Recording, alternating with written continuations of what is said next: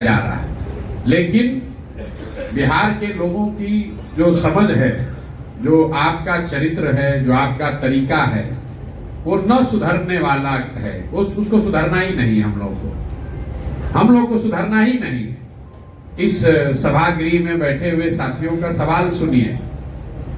लोगों ने कहा यहाँ बालू का बहुत बड़ा भ्रष्टाचार है, बालू माफिया है। पहले तो छोटे लोगों को नौकरी रोजगार मिलता था, अब तो बड़ी कंपनियां काम करती हैं। कोई सज्जन ने बताया कि कोई ऐसा विभाग नहीं है जहां बिना पैसा दिए हुए काम हो सकता है। कुछ साथियों ने ये कहा कि शिक्षा व्यवस्था तो बिल्कुल बर्बाद है, बिहार में तो कोई सोचने ही वाला नहीं है, यहाँ पर लोगों को बेरोजगारी बहुत है।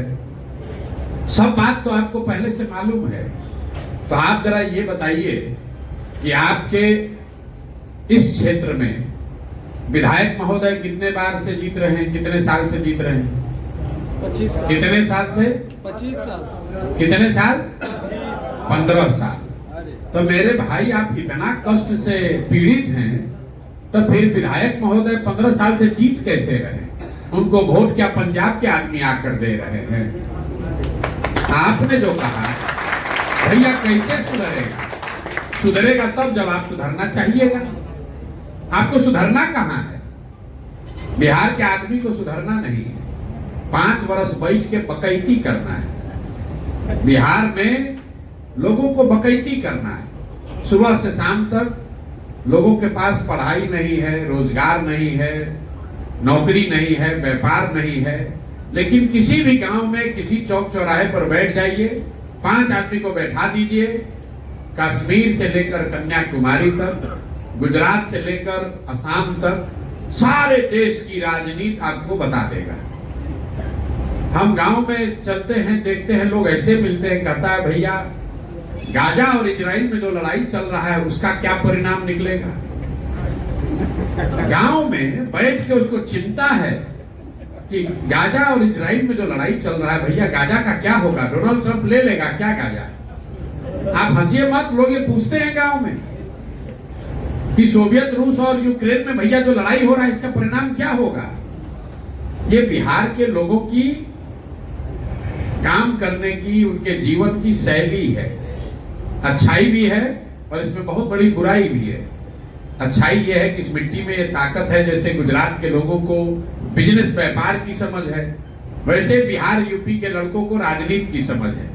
लेकिन इस समझ का इस्तेमाल कीजिएगा तब तो कुछ होगा। 5 वर्ष बढ़िया बढ़िया बात करते हैं, और जिस दिन चुनाव होगा उस दिन जात दिखेगा कि अपना जात का कौन नेता खड़ा है। उस दिन ना आपको ब्लॉक में भ्रष्टाचार दिखेगा, ना थाने में कोई गलती दिखेगी, ना आपको सड़क और शिक्षा में कोई कमी दिखेगी। और अगर दिखती तो आप 15 साल से एक ही आदमी को कैसे जिता रहे हैं? लोग जब निरुत्तर हो जाते हैं, कहते हैं हमारे पास तो भैया विकल्प नहीं है।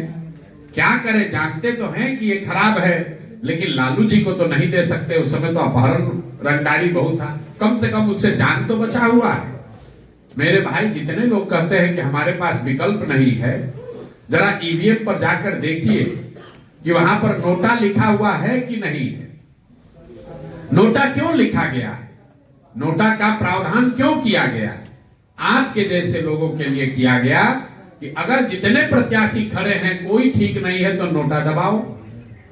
आप कहते हैं कि नोटा दबाएंगे तो वोट बर्बाद हो जाएगा। बिल्कुल नहीं बर्बाद होगा।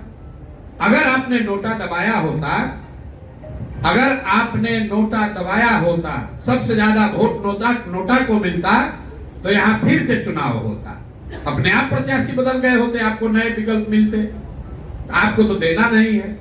कोई आदमी अच्छा खड़ा हो जाए तो पूरे बिहार में, और खासकर ये जो पूरा टाल एरिया है, कोई अच्छा आदमी खड़ा हो जाए तो लोग अपने घरों में, दुकान में, ऑफिस में बैठ के हंसता है कि अरे आदमी तो अच्छा है, लेकिन चलेंगे नहीं। मोकामा बाढ़ बढ़ैया में तो मजबूत आदमी चाहिए। कोई अच्छा आदमी खड़ा होता है तो उस पर आप हंसते हैं, अरे चली हम बिहार में ना चली हम, मोकामा में तो आदमी चाहिए मजबूत।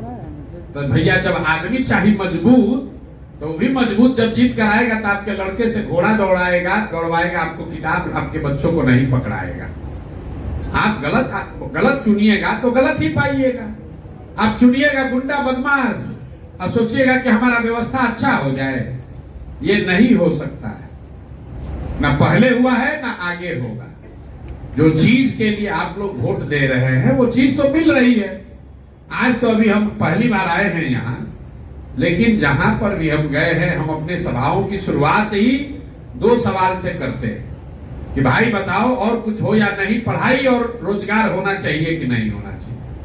100% लोग कहते हैं कि नहीं ये तो होना ही चाहिए, पढ़ाई रोजगार काहे नहीं होना चाहिए।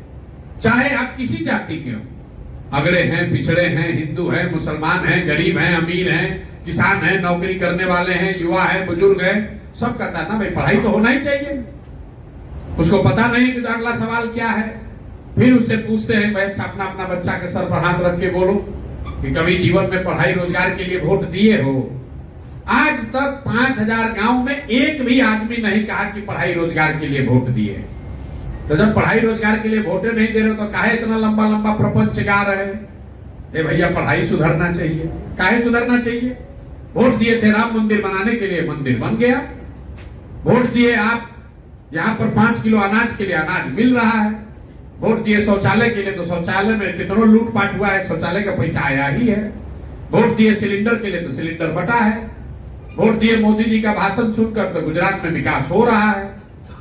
जिस चीज के लिए वोट दीजिएगा, लोकतंत्र की ताकत को समझिए। लोकतंत्र में आपके वोट की ताकत जो है उसको आपकी समझ ही नहीं है। आप वोट किसको देते हैं इसका कोई महत्व नहीं है, वोट किस बात के लिए देते हैं इसका महत्व है। मोदी देश के प्रधानमंत्री, वो गुजरात के भी प्रधानमंत्री हैं, बिहार के भी प्रधानमंत्री हैं। मोदी जब गुजरात जाते हैं तो वहां पर फैक्ट्रियों की बात करते हैं, गिफ्ट सिटी की बात कर रहे हैं, 1 लाख करोड़ के बुलेट ट्रेन की बात करते हैं।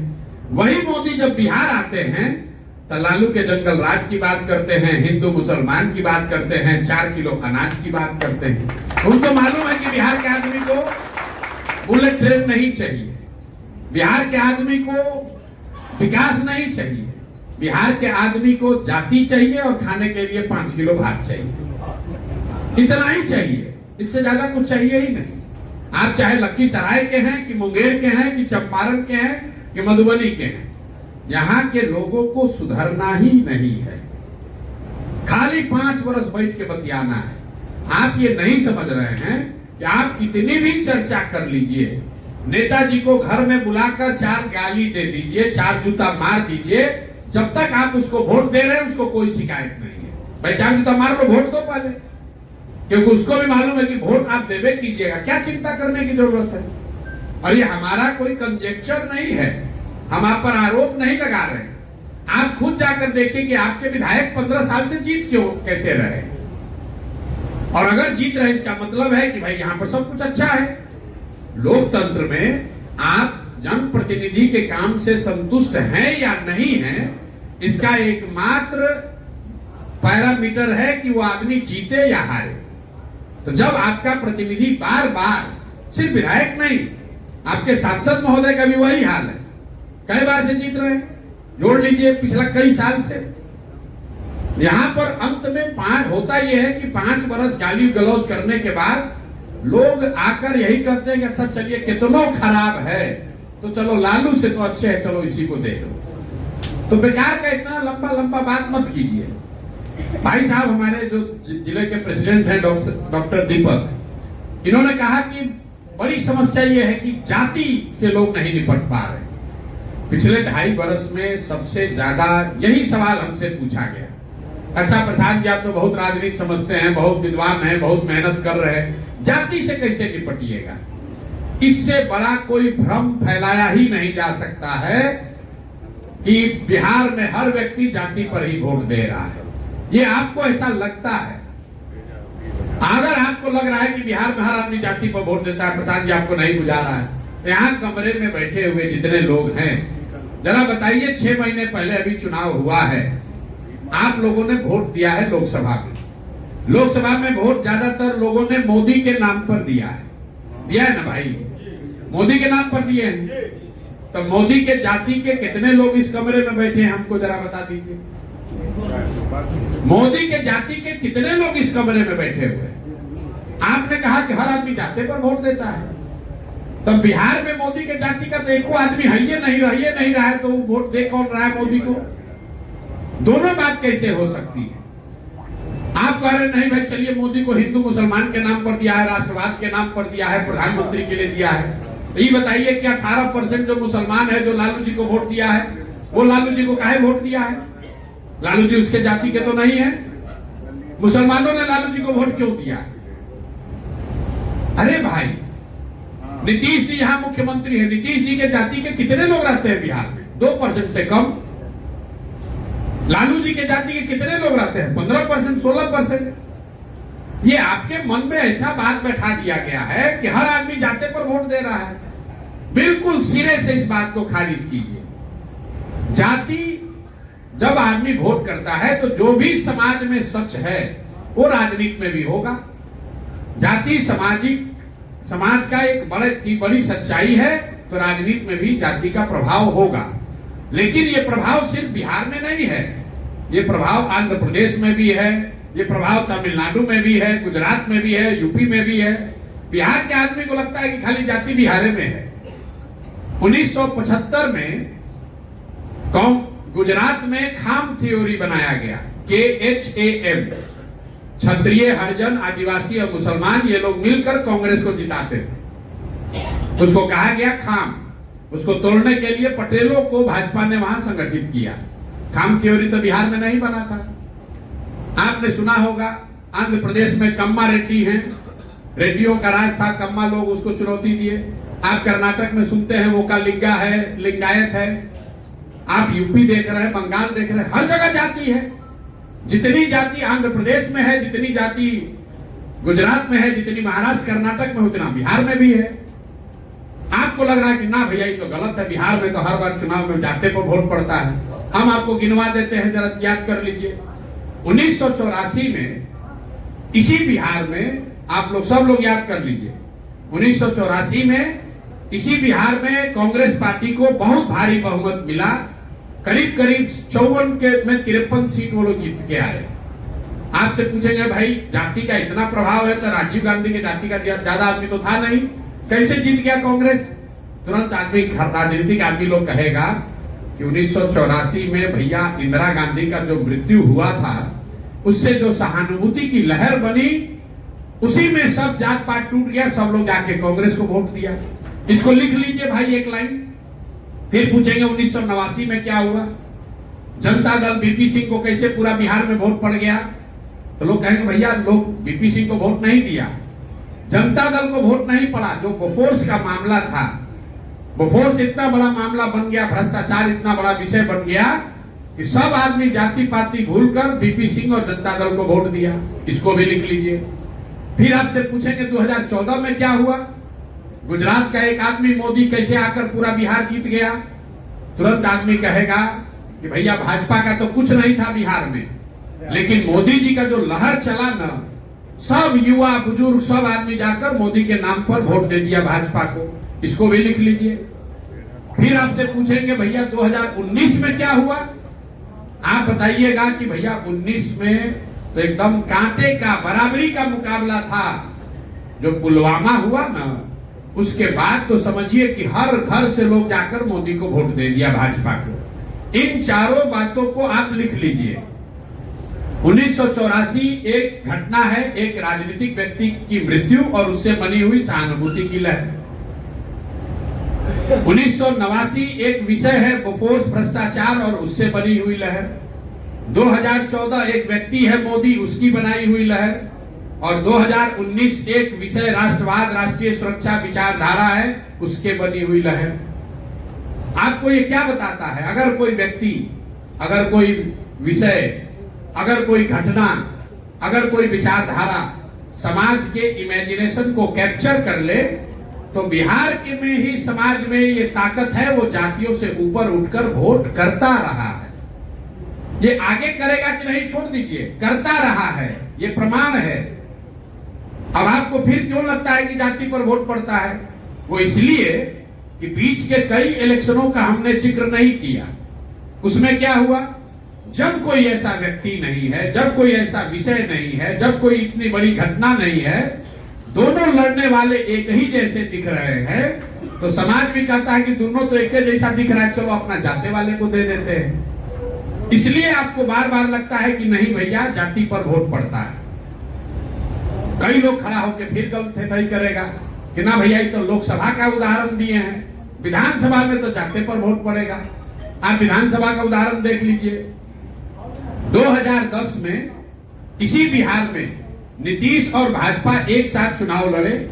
सामने से लालू जी, कांग्रेस और रामविलास पासवान एक साथ चुनाव लड़ रहे थे। नीतीश जी और भाजपा के साथ उस समय नरेंद्र मोदी की इतनी ताकत नहीं थी, और तब लालू आज के मुकाबले कांग्रेस, लालू और रामविलास ज्यादा ताकतवर थे। इसके बावजूद एनडीए को, नीतीश और भाजपा के गठबंधन को 206 सीट मिला। आज वही 2020 में वही गठबंधन चुनाव लड़ा। इस बार नीतीश और भाजपा के साथ नरेंद्र मोदी की ताकत भी रही। लालू पहले से कमजोर हुए हैं, कांग्रेस भी कमजोर हुई है, और रामविलास पासवान जी तो उस गठबंधन में थे ही नहीं। इसके बावजूद उसी गठबंधन को 115 सीट आने में दम निकल गया। क्या हुआ? नीतीश और एनडीए के समीकरण के लोग बिहार छोड़कर चले गए? नहीं, ये 206 सीट इसलिए आया था कि बिहार में करीब करीब हर व्यक्ति ये मानता है कि नीतीश कुमार अपने पहले टर्म में 2005 से लेकर 9 में कुछ काम करते हुए, सुधार करते हुए दिखे थे। तो काम का प्रभाव भी था और समीकरण भी था, तो मिलाकर 206 सीट जीते। और जब 2020 में खाली जातीय समीकरण पर गए तो 115 सीट नहीं मिला। लोकसभा और विधानसभा को छोड़िए, अब नीचे आ जाइए पंचायतों में। पिछले चुनाव में 82% मुखिया चुनाव हारा है, सिटिंग मुखिया 82% चुनाव लोग हारे हैं, और 90% से ज्यादा वार्ड सदस्य लोग चुनाव हारे हैं। आप अपने अपने पंचायत में देख लीजिएगा। शायद ही कोई मुखिया 10 में 1 या 2 आदमी रिपीट हुआ है। तो क्या मुखिया जी लोग के जाति का सब लोग छोड़कर उनका पंचायत चला गया है? मेरे भाई, ऐसी बात नहीं है। जाति एक सच्चाई है, जाति एकमात्र सच्चाई नहीं है। समाज में भ्रष्टाचार है तो भ्रष्टाचार आपको राजनीति में दिखेगा। समाज में जाति है तो राजनीति में भी आपको जाति दिखेगी। समाज में अगर बाहुबल का प्रभाव है तो राजनीति में भी उसका प्रभाव दिखेगा। राजनीति समाज का आईना है। अंतिम बात, आपने कहा, कई लोग कहता है भैया जब तक जाति नहीं सुधरेगा बिहार नहीं सुधर सकता है। बिल्कुल गलत बात है। जब आप राजनीति के जरिए समाज का अगुवाई करना चाहते हैं तो आपके पास ये विकल्प नहीं है कि समाज में सब अच्छा हो जाए तब आप राजनीति करने आइएगा। भैया समाज में जाति ना रहे, पैसे का बोलबाला ना रहे, सब कुछ अच्छा हो जाए तब हम राजनीति में आएंगे। तो भैया जब सब अच्छे हो जाएगा तो तुमको राजनीति करने की जरूरत क्या है? जो अच्छा करेगा उसी को राजनीति करना चाहिए। और अगर आप सोचिएगा कि जाति न रहे तब राजनीति करने आएंगे तो ना जाति कभी खत्म होगा ना कभी आप राजनीति करने आइएगा। जो समाज की अच्छाई या बुराई है उसके रहते हुए ही उसका नेतृत्व करना है, उसी का नाम राजनीति है। अगर वो आप नहीं कर सकते हैं तो आपके बस का ये चीज नहीं है कि सब सुधर जाएगा तब हम जगेंगे। गांधी जी जब आए होंगे तो जाति नहीं था देश में, तब छुआछूत तो आज से ज्यादा रहा होगा। ये गलत बात मत सोचिए। दूसरी बात, कोई कह रहा है अरे भाई यहाँ पर तो बहुत भ्रष्टाचार है। भ्रष्टाचार इसलिए है कि यहाँ पर पंचायती राज से जुड़े हुए कई साथी बैठे हुए।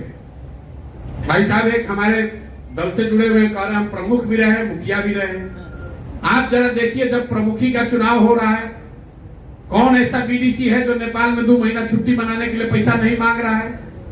2 लाख 3, जब एक प्रमुख जीतने के लिए 2 करोड़ रुपया खर्च कीजिएगा तो चोरी नहीं कीजिएगा तो गेहूं बेच के पैसा लाइएगा। हम लोग गांव में जाते हैं, लोग कहता है भैया मुखिया बड़ा चोरी कर रहा है। हम बात सुनते हैं, क्या कर रहा है मुखिया भाई? कह रहा है भैया राशन कार्ड में पैसा ले रहा है, इंदिरा आवास में पैसा ले रहा है। भाई साहब एकदम उद्वेलित होकर बोले, इंदिरा आवास में पैसा लिया जा रहा है, रोड में भ्रष्टाचार हो रहा है। बताइए, जितने लोग चुनाव लड़े हैं, जब मुखिया का चुनाव हुआ तो 500-500 रुपया लेकर वोट बेचे आप, मुर्गा भात खाकर जात के नाम पर वोट दिए आप, हिंदू को पाहुस पर वोट का सौदा किए आप। तो आपका मुखिया विधायक चोर नहीं होगा तो हरिश्चंद्र होगा। वो कहां से लाएगा पैसा भाई? भ्रष्टाचार तब रुकेगा जब आप भ्रष्टाचार नहीं कीजिएगा। बिहार में आदमी सोच रहा है, सब आदमी सोच रहा है कि हम लूट के अपना घर भर लें और बाकी सब ईमानदार हो जाए। हमारा लड़का बढ़िया मजाक करता रहे, दूसरे के घर में भगत सिंह पैदा हो जाए। ये नहीं हो सकता है रे भाई। आप चोरी करोगे तो आपका नेता ईमानदार नहीं होगा। आप 500 रुपया लेकर वोट बेचिएगा या जात के नाम पर मुफ्त में वोट दीजिएगा तो आपका नेतृत्व अच्छा नहीं मिल सकता है, कभी नहीं मिलेगा। वो जन सुराज के नाम पर आए या किसी दूसरे दल के नाम पर आए, जन सुराज में भी अगर कोई 2 करोड़ रुपया खर्च करके जीतेगा वो भी चोरी करेगा, कैसे रुक जाएगा? आप कह रहे प्रशांत किशोर के पास कोई जादू का छड़ी है? नहीं सुधर सकता है। जब तक समाज नहीं सुधरेगा तब तक कोई इसको नहीं सुधार सकता है, चाहे 1 प्रशांत किशोर आए कि 10 प्रशांत किशोर आ जाए। आप कह रहे हैं भैया बताइए आप कैसे भ्रष्टाचार रोकिएगा? बिल्कुल नहीं रुकेगा। कैसे रुकेगा भ्रष्टाचार? आप बताइए। जब लोग ही पैसा लेकर वोट देंगे तो भ्रष्टाचार रुकेगा कैसे? दुनिया में जितने देश हुए जिन्होंने भ्रष्टाचार पर अंकुश लगाया, खत्म तो शायद कहीं नहीं हुआ है, लेकिन दुनिया में जो देश हैं जिन्होंने भ्रष्टाचार पर अंकुश लगाया है उन देशों का जाकर अध्ययन कीजिए। स्कैंडिनेवियन कंट्री जो हैं दुनिया में, वहां भ्रष्टाचार सबसे कम है। फिनलैंड में, स्वीडन में, डेनमार्क में, उन देशों में भ्रष्टाचार सबसे कम है। कैसे उन्होंने कम किया? उन्होंने 4 बातें करी। पहली बात, उन्होंने ईमानदार जनप्रतिनिधियों का चुनाव किया है। ईमानदार जनप्रतिनिधि, किसी के माथा पर तो लिखा नहीं है कि कौन ईमानदार है कौन चोर है। ईमानदारी तब आएगी जब अपने जनप्रतिनिधि को आप अकाउंटेबल बनाइएगा कि भैया तुम चोरी करोगे, तुम गलत करोगे, काम नहीं करोगे तो अगली बार तुमको हरा देंगे। तो धीरे धीरे लोग सुधरने लगते हैं। जैसे मान लीजिए बिहार में ही नल जल में लूट हुआ तो जितना वार्ड सदस्य लोग लड़े थे सब चुनाव हार गए। तो अगली बार